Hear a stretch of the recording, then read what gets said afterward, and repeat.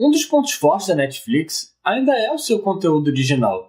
Mesmo que ultimamente ele tenha decaído um pouco da sua qualidade, até vendo filmes bem ruinzinhos, às vezes surgem filmes muito bons. O que eu quero dizer é, seriam filmes que normalmente não chegariam no Brasil.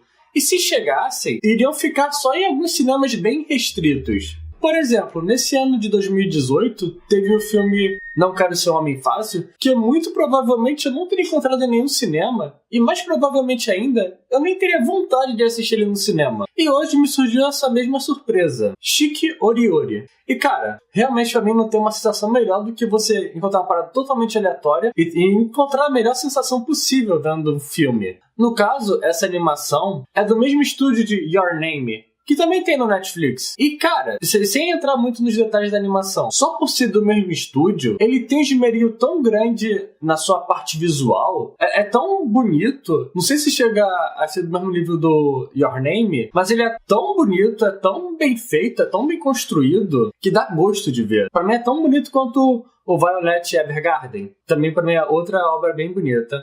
Deixar aí o card aqui em cima. Esse filme é uma junção de 3 curtas, que possuem uma relação em si, basicamente em sua temática, que é relembrar do passado, relembrar da infância, por assim dizer. E eu achei bem interessante, porque logo quando eu comecei a assistir esse filme, eu lembrei de uma outra animação, que é o 5 centímetros por segundo, que no caso também são 3 histórias, só que no caso é de um mesmo personagem. São 3 momentos da vida dele, em formato de 3 curtas. Só que nesse, são personagens totalmente diferentes em cada história.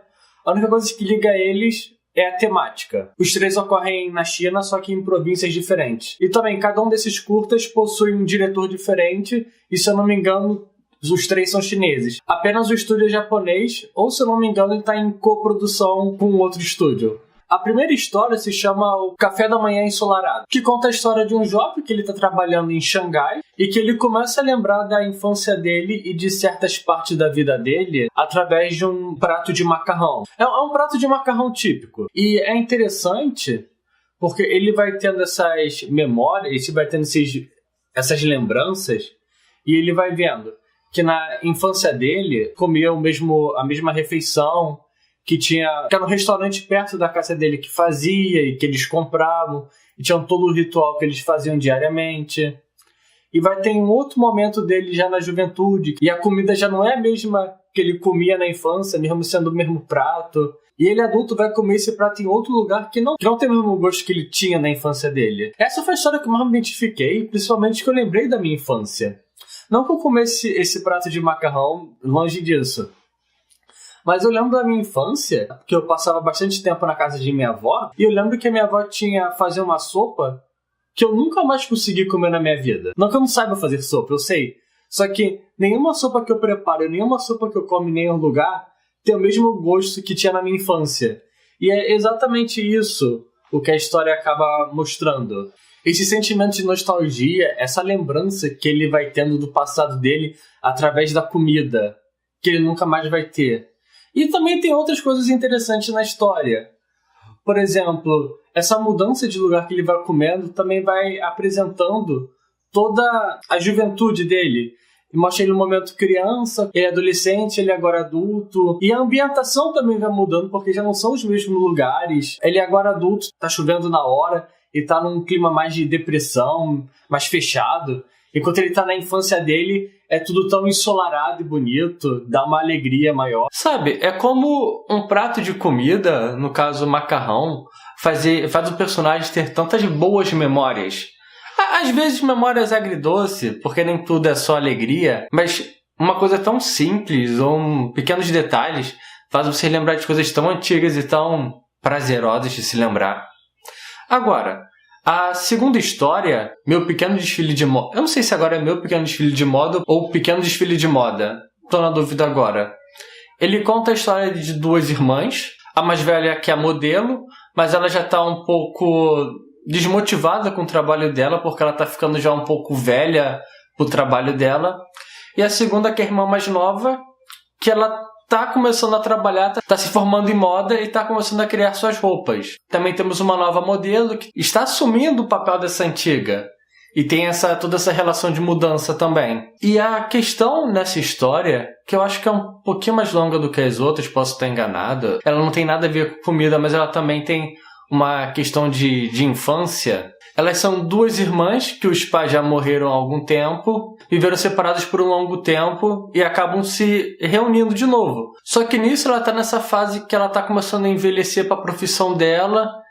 E junto desse envelhecer, que ela vai perdendo essa vontade de trabalhar, toda a relação dela com a irmã também acaba se deteriorando com o tempo. E para mim acaba sendo a história um pouquinho mais triste, mesmo tendo um final bom. E a história vai mostrando a relação dessas duas irmãs e como vai ficando mais tenso o clima. Eu falo que tem a ver com a infância, porque tem uns momentos em que elas começam a lembrar da infância delas. No caso, a gente sempre vê pela visão da mais velha, mas ela lembra da infância dela, lembra da irmã, lembra da mãe. Lembra porque que a mãe gostava de costurar. Tem toda essa lembrança do passado e ela se vê agora. Não foi meu curta favorito, mas tá longe de ser ruim.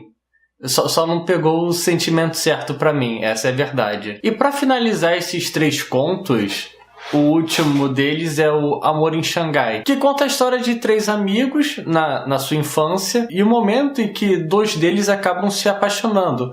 Esse primeiro amor. Parecido com o primeiro curta, em que você tem um personagem no presente lembrando do seu passado, esse também tem a mesma coisa. E também, você tem um passado que é mais bonito, que é claro, que é iluminado, e um presente que é melancólico. Só que, diferente do primeiro filme, que você tem essa relação maternal entre o menino e a sua avó, nesse daqui não. Nesse daqui nós temos a relação entre 3 amigos, e que no momento em que 2 deles percebem o romance, o primeiro amor deles, que fica tudo mais bonito, acabam as coisas se transformando. Não se transformando numa coisa ruim, é o primeiro amor. Só que como todos os filmes tratam de mudança, um deles acaba indo se mudar. Por causa disso, há uma transformação em todos eles. Inicialmente ruim, depois boa, mas tem uma finalização. O clímax da história é bem doloroso. Enquanto que na parte adulta, enquanto que na história dele adulto, ele acaba de se mudar, está conseguindo sua própria casa, e ele encontra uma fita cassete lá da infância dele, uma fita que ele nunca escutou, e que por causa disso ele acaba voltando para a casa dos avós, para a casa da infância dele, para poder escutar essa fita. E é aí que você tem toda essa história. Então, gente, para finalizar, Shiki no Yori, O Sabor da Juventude, em 3 curtas histórias, ele mostra as transformações da infância para a vida adulta de maneiras bem diferentes, mas muito profundas e bem importantes. Tanto a animação quanto as histórias são muito boas. Bem, gente, eu sou Alexandre Maquin, aqui do Tempo de Tela. Qualquer coisa, só comentar aqui. Até depois.